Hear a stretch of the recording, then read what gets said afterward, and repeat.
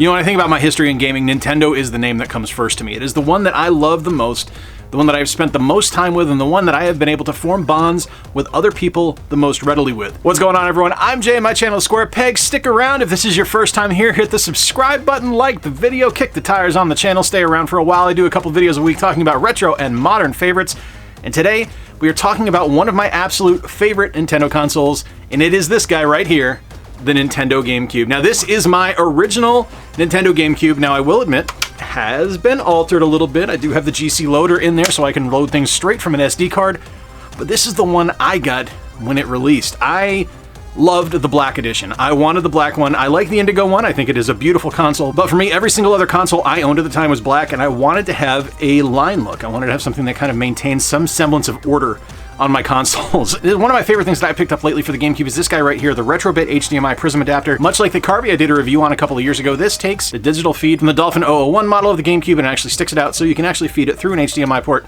right into your modern day flat panel televisions, and it looks spectacular. Now, this isn't the only GameCube I have. This is my personal favorite. I do like this one because it does have this lovely, lovely Game Boy player down at the bottom, but I do have a second one. My second GameCube is this guy right here. This is a DOL 101 model, and this is a Platinum GameCube featuring the Pokemon XD Jewel on the top. Now, I love this thing. This is one I got for $5 at a local GameStop. Lady was trying to sell it. She didn't have any of the cables for it, and I was happy to swoop in and pick it up. And the main reason I did is for the Game Boy player you see on the bottom of that other model. Now, what I want to do today is I want to show you the games in my GameCube collection. If you guys have been around the channel for a while, you know I am not a completionist. I do not buy games just for the sake of having games. A lot of the ones I have in my collection are ones I have had for years, and I have just kept on hand because I loved them so much. I've picked up some other stuff along the way, and there are definitely some things in here that might give you some question marks, but I'll give you a little explanation as to why I have each of these. So let's hit it up alphabetically. Let's run through the list of GameCube games I have in my collection and take a look. Okay, probably should have said starting alphanumerically rather than alphabetically, because we do have something that actually starts with numbers to kick things off, and it is 1080 Avalanche.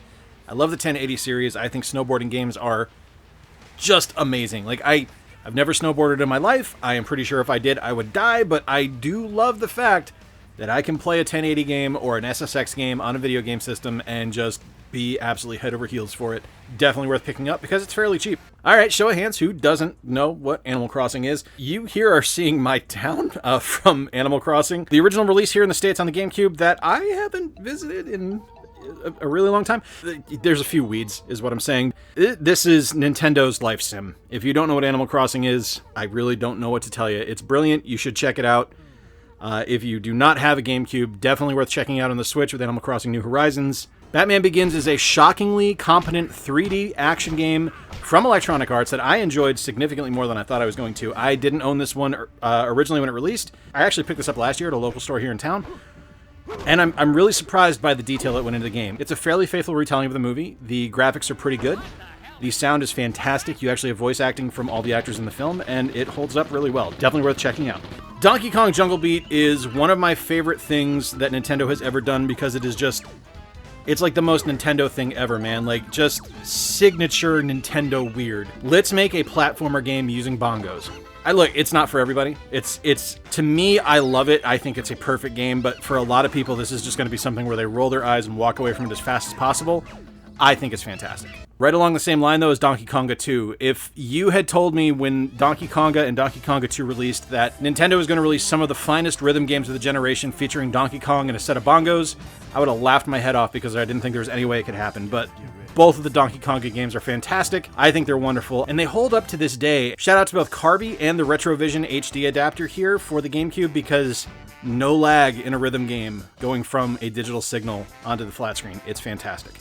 Fight Night Round 2 is special to me because this was the first game that I released as a QA lead for a Nintendo console. I've told the stories about how Nintendo was important to me and I wanted to release something on a Nintendo console with my name on it, and this is the first one that I actually had like a hand in decision making on, and I love it. To this day, my favorite fight.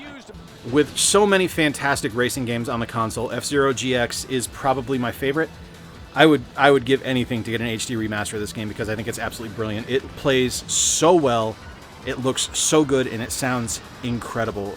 There are so many unlockable modes in here, and look, I'm terrible at this game. I do not do well, but it's just so much fun to play. Definitely worth the investment. This one's starting to go up in price, so if you're going to buy it now, but definitely worth looking into. Hey, an M-rated first-person shooter released by Nintendo on the GameCube in Geist. And this game is, like, this game's just straight up crazy. Like, you eventually are able to possess people's bodies and take over their bodies as a spirit, and it's as nuts as it sounds. It's a little clunky.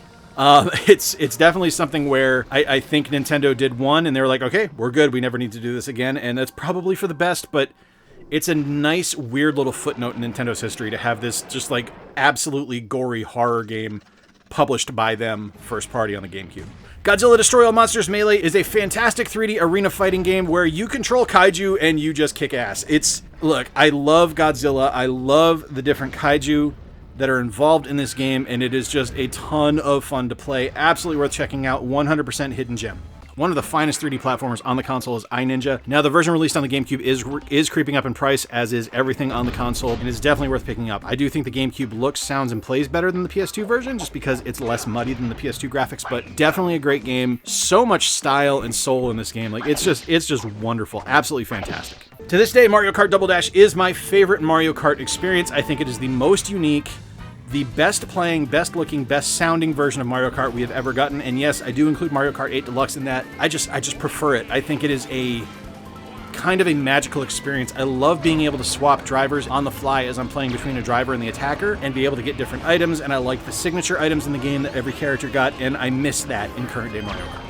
Another fantastic Mario sports game is Mario Superstars Baseball, and this is a wonderful game. I suggested this last year for my opening day video for when baseball started up, and I suggest it again today because it is a fantastic baseball experience. It looks great, and it is a metric ton of fun to play. I'm a huge fan of the Mega Man Battle Network games on the Game Boy Advance, and when the series jumped over, in a way, onto the GameCube with Mega Man Network Transmission, I was a little apprehensive. So much so, in fact, that I didn't play it for years. I actually just picked this up within the last year, and I was pleasantly surprised by how good it is. It's a really strong entry and a really strong continuation of the Battle Network series, and I think it is something that a lot of people overlooked that series just because it wasn't traditional Mega Man, and that's really a shame because it's absolutely wonderful. Discounting MLB The Show, MVP Baseball 2005 from Electronic Arts is my favorite Major League Baseball game ever. Now, you could say I'm biased because it featured Manny Ramirez on the cover. You could say I'm biased because there's awesome cameos at the start with the EA Sports It's in the Game videos featuring a ton of stuff on Yawkey Way from the Red Sox games. And you could say I'm biased because the Red Sox are an unstoppable juggernaut in the game, and all of that would be true. The fact remains it is a fantastic game that plays brilliantly, looks good, sounds good, and is wonderful to play to this day. All right, next up, Naruto Clash of Ninja. I got this from a Video Games Monthly, and I expected nothing from this game, and it is a really fun fighting game. I was pleasantly surprised by it because I didn't expect it to be half as good as it is. And it's something that I decided to hang on to. Like, there's plenty of games that I've gotten in where I've just been like, no, this isn't fun, I'm passing it on, I'm getting it out of my collection, and this one's just really good. NASCAR 2005 Chase for the Cup. Okay, I worked on this one. I was not a lead on it. I was the database manager, which means I routed all the bugs. So this one has a little bit of a special place for me in my heart, and I mean, it's a NASCAR game, so it's not something I would go out of my way to play regularly, but I'll be damned if I didn't just immediately drop back into things when I picked this game up. Like, the game controls so well on the GameCube controller. Like, having those triggers on there is just perfect for the acceleration and brake, and it's just like, man, the game just looks so good on the GameCube. It's really a ton of fun to play. Definitely, like, look, if you like racing games at all and you like simulation racing games, I strongly suggest Chase for the Cup 2005 because it's a really good game, and I'm so proud to say that because so many NASCAR games are boring. This one's really good though. All right, you guys know how much I love NCAA Football 2004. This is the first game I worked on, and it means a ton to me. And I think it is one of the better NCAA football games we released at EA when I worked there, and I adore it. I've talked about this one ad nauseum, so I'm just going to move on from it. But yeah, it's an awesome game. A long, long time ago, EA had an imprint called EA Sports Big, and one of the series that they released were the Street games. We had FIFA Street, we had NBA Street, which is amazing. We also had NFL Street, which was a shockingly fun game. Like, I remember when we got the word that NFL Street was happening in the studio, we kind of all collectively rolled our eyes because we're like, oh god, this is just such a bad idea, and I'll be damned if we didn't deliver something that's just a ton of fun to play. PacMan Versus and PacMan World 2. I don't have any footage of PacMan Versus. You need a Game Boy Advance to play that, and you should if you have one, because it's amazing. It's so much fun to play. But PacMan World 2? Really good 3D platformer. The camera kind of sucks. I won't lie to you there, but the game itself is really fun. The sound is great. And I love all the different unlockables in the arcade mode you can unlock in the game. It's really fun. All right, easily my most valuable game on the GameCube is Paper Mario: The Thousand Year Door. We've had this one since it released. I've told the story about how Meredith fell in love with Paper Mario on the N64, and when I found out there was going to be a sequel on the GameCube, I made sure that we had a pre-order in on it, and we got a copy of it, and I've held on to it ever since. It's a wonderful game. It is a ton of money right now. It is so expensive. It's over $100, but it's a wonderful game. Peter Jackson's King Kong is a shockingly competent game. I didn't expect a thing from this, and what I got is a really well put together first-person adventure game with shooter elements where you're actually fighting like crazy monsters on Skull Island, and Jack Black is there, and I think Adrian Brody is there. I've never seen Peter Jackson's King Kong film, so I don't know exactly who's in it, but I think it's Adrian Brody. It's really good. This is a shockingly good game. This is one that I picked up kind of on a whim. I think Metal Jesus might have had this in a Hidden Gems video, and I decided to pick it up just based on his suggestion, and yeah, straight up, this is good. Prince of Persia: The Sands of Time is one of my favorite all-time video games. I love the 3D reimagining of Prince of Persia into the Sands of Time trilogy, and I think this is one of the strongest games on the GameCube. There are annoyances with it. It is 100% Ubisoft, so there are unskippable cutscenes, there are ridiculous tutorials throughout where it's just yeah, I understand, let me move forward, let me play. But once you get past kind of the rigmarole of the start of the game, you find yourself in just this incredible adventure starring the prince that is just, it's so fantastic. And having the time mechanic in there with the Dagger of Time, oh, it's so good. I love this game. If you've never played this, you need to do yourself a favor and pick this one up. Prince of Persia: Two Thrones is part of that same trilogy. I think it's the second one. I'm not sure. I've only played this really briefly. You're actually seeing the footage I have played of this one because I just picked this up recently. And it's been so long since I've beaten Sands of Time, I don't remember the story, so I don't want to spoil anything for myself. It plays very similarly to Sands of Time, looks very similar to Sands of Time, so I'm anticipating a very similar gameplay experience, and that is not a bad thing. Okay, Rampage Total Destruction is, alright, straight up, it's a fairly average experience. It is, it's a Rampage game. In an arcade, it's a blast if you're playing against someone else, but as a one-player experience on a console at home, it's not great. I haven't played this one multiplayer yet, so I can't say a ton about it, but this is one I ended up finding at a half-price books down in Mishawaka, Indiana for $8, so I decided to pick it up, and, it is what it is. It's Rampage. Sonic Mega Collection is amazing. For the longest time, this was my only option to play Sonic the Hedgehog 3 because I just could never find it anywhere to pick it up. So I bought this, and it's wonderful, and it's really cool. I ordered this on eBay, and the one I got actually has a handwritten series of notes and codes that you can input to unlock things in the game. I just love stuff like that. The fact that someone thought enough to keep these codes in the game itself is just so awesome to me. Soul Calibur 2 is one of the finest 3D fighting games ever released. I love the GameCube version because you get to play as Link. Obviously, that's a huge bonus, but the game itself is stunning. It is one of the best-looking games from this generation. It holds up to this day, and it still plays brilliantly. It is so much fun. If you have never played a Soul Calibur game, first off, really, just do it. And specifically, Soul Calibur 2 is incredible. I love the GameCube version, but you can't go wrong with any of the releases on any of the consoles. I've spoken many times about my love of Sphinx and the Cursed Mummy, and it doesn't change. It's a 3D action platformer. It's got a ton of humor in it. It plays really well.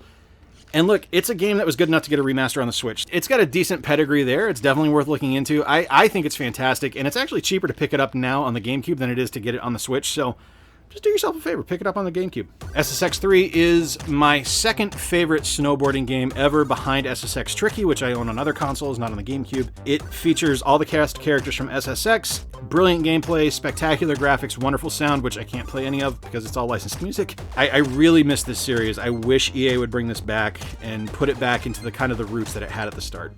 SSX On Tour was the fourth game in the SSX series, and I in particular really like this one on the GameCube because it actually featured characters from Nintendo. You can play as Princess Peach and Mario. I just thought that was kind of clever. We had a really weird relationship with Nintendo at the time when this released because we got all kinds of weird things going on. We ended up having the Nintendo characters in the GameCube version of SSX On Tour. We had Super Punch-Out as an on-menu feature, not a hidden unlockable or anything like that, but just there on Fight Night Round 2.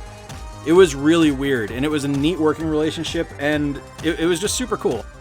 Star Fox Adventures is a pretty cool game. It's different than anything I've ever played in the Star Fox universe before. It was made by Rare. It's a pretty competent game. I think it's pretty fun. It's not my favorite Star Fox experience just because it's so different than everything else, but it's something where it's kind of a shame that this was kind of Rare's last hurrah with Nintendo, because I think there was a lot of promise here and it could have done something really great. And I wish it had worked out better, because to me, a Nintendo console is just the home of Rareware, and I miss the fact that it's not on Nintendo anymore for the most part. All right, Star Wars Rogue Leader Rogue Squadron 2 is incredible. I maintain that the Rogue Squadron games are the single best console experience for a Star Wars game pretty much ever. Like, you can make an argument for... I don't even think you can. I was gonna say you can make an argument for something like Episode 1 Racer, which I love personally, but I think the Rogue Squadron games are just significantly better, and that's maintained with Rogue Leader.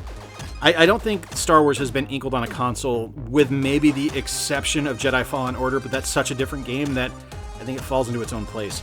I love the Rogue Squadron games. Rogue Leader is no different. It is a brilliant game, looks, plays, and sounds amazing.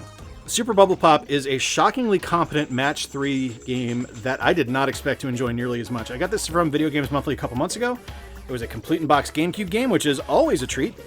And, like, it's actually a pretty good game. I don't know I'm going to hold on to this one long term, but for now, you know, it's pretty fun to toss in and play for 5 minutes. Tales of Symphonia is one of my favorite action RPGs from one of my favorite RPG series in the Tales series from Namco. I love this game. It has fantastic combat, a great look, wonderful voice acting, and it's just such a touching game and such a wonderful experience that I'm really shocked that this didn't do more for the Tales series than it did. Like, I know so many people love this game and talk fondly of it, but the fact that this and Tales of Vesperia didn't do better than they did is really disappointing to me. Teen Titans was a game I didn't know much about, and much like other games on this list, it was something that I saw as a suggested hidden gem from Metal Jesus, and I was like, well, I love the DC Universe, I love Teen Titans, I'm down to check this one out. And straight up, this is a fantastic beat-em-up featuring some of my favorite characters in hilarious voice acting with everyone from the animated series. TMNT is an action platformer based on the animated series of the same name that released in the early 2000s. Featuring Patrick Stewart as the villain / not villain of the film. There's a lot to really like about this game. Like, I think it is a significant game to have in a collection because it is a fantastic kind of introduction to action gaming for people that may have not done a lot of action gaming, because, I mean, it is, at its core, a pretty easy game, but it's also got enough of a challenge where people that play it aren't going to feel like they're just kind of cheating their way through a gaming experience. Beautiful Joe is one of... Oh, man, I really wish Capcom would bring this series back. Like, it's just such a great platforming beat-em-up experience with such a unique kind of gameplay element of the time alteration and changing into the Joe character and, you know, the Henshin a Go-Go baby, all that stuff. It's just so unique and so smartly done that the fact that it just kind of died on the vine on the GameCube is really disappointing. And I know it released elsewhere, but it was a GameCube exclusive for so long, and it feels like it belongs on the GameCube, or at least on Nintendo products. The fact that we haven't had any more Beautiful Joes than we have is so disappointing. Beautiful Joe 2 keeps up the positivity from the first one and actually puts forth another strong game. It's not as good as the first game, I will admit that. I think the first one is a better game overall, but Beautiful Joe 2 features the ability to tag out between Joe and Sylvia. You are actually able to play with different abilities, and I think it's a very clever game. I just don't think it's as well put together as the first one. I think it falls a little bit flat in areas, but it is a fantastic title. Beautiful Joe Red Hot Rumble, not great. This one I don't enjoy all that much. I own it because I love Beautiful Joe, so I want to have the series, but I don't know, it just doesn't really work for me. Like, I think there's something to be said for the idea of having this kind of series of competitions between the different characters in the Beautiful Joe universe to take over the lead role, but for the most part, it just kind of doesn't work for me. Like, tossing in all these different things and these different experiences that don't really mesh up and aren't really well explained, you just kind of go, I don't know, it's just not a terribly fun experience to me. I mean, it's still Beautiful Joe, so it's ridiculously charming and fantastically animated, and it looks incredible and sounds great, but the gameplay itself just really falters on this one to me. Wario World is my favorite 3D platformer on the GameCube. I love it. Like, I straight up love this game. It is one of my favorite GameCube games. It is so well done. And, like, look, I love Wario. He's probably my favorite video game villain, like, straight up. I think he's wonderful, if you can even call him a villain anymore, really. But, like, the game just looks, sounds, and plays wonderful. It's got great production value and a fantastic combat system that is just a ton of fun to play. And, you know, sometimes it's just really fun to be the bad guy. Closing out our series of racing games on the GameCube is Wave Race Blue Storm. Another one in a fantastic series from Nintendo that has unfortunately gone by the wayside. I really miss the Wave Race series, but If this is how it was going to go out, if this is going to be our last entry in the series, man, what a way to go out. Because just amazing physics, a fantastic look, a great soundtrack, wonderful voice acting. Like, the game's kind of the total package. So it is, if this is how it was going to end, this is the way to go out. The game that started the Marvel action RPG renaissance is XMen Legends, and as much as I love it on other consoles, it doesn't get better than on the GameCube. I think it looks the best here. I think it plays the best here, and I think this is just the best bang for your buck. Having the color palette the GameCube has just makes the game feel a little bit brighter. Like, I've had this on the Xbox, I've had this on the PS2, and it's fine. It's just not, I don't think it's as positive an experience as I got playing it on the GameCube. And the same goes for XMen Legends 2, which is what you're seeing here. This continues the series, continues the storyline, and I love that they actually took something with the Marvel Ultimate Universe and turned it into a game that I cared about, because when I was reading the comics at the time, I didn't really care about the Ultimate Universe. It didn't matter to me. But playing the games and actually kind of getting their own spin on things and playing awesome action RPGs featuring my favorite Marvel heroes and villains was something I really enjoyed. I think X-Men Legends 2 pluses everything the first one did. It adds in a ton of unlockable characters and some new basic gameplay experiences that just make the game so much stronger. I love this one. There you have it, my friends, my Nintendo GameCube collection. How can you not love the Nintendo GameCube? I mean, this is my favorite controller ever. I adore the GameCube controller. It is something that I still hold up as the gold standard of what a controller could be. Let me know in the comments down below what your favorite game is that I currently have in my collection, and hey, please also let me know things I should be on the lookout to pick up. I am going to be on the lookout for GameCube games at the upcoming Midwest Gaming Classic in Milwaukee at the end of April. Please hit like, please subscribe if you're new around here, and hey, if you really dig the work I do, consider becoming a monthly Patreon sponsor like the awesome people you are seeing on screen right now. Patrons get ad-free early access to all of my videos for a donation of as little as $1 a month. And hey, if you really dig the work I do, consider picking up some of my merchandise at squarepegsyt.com. I've got shirts, hats, hoodies, masks, the whole nine for men, women, and kids. Till next time, folks, I've been Jay. Appreciate you spending a little bit of time with me today as I go back and look at the games I currently have in my GameCube collection. Remember to play more games, stay square, and take care. I'll talk to you soon.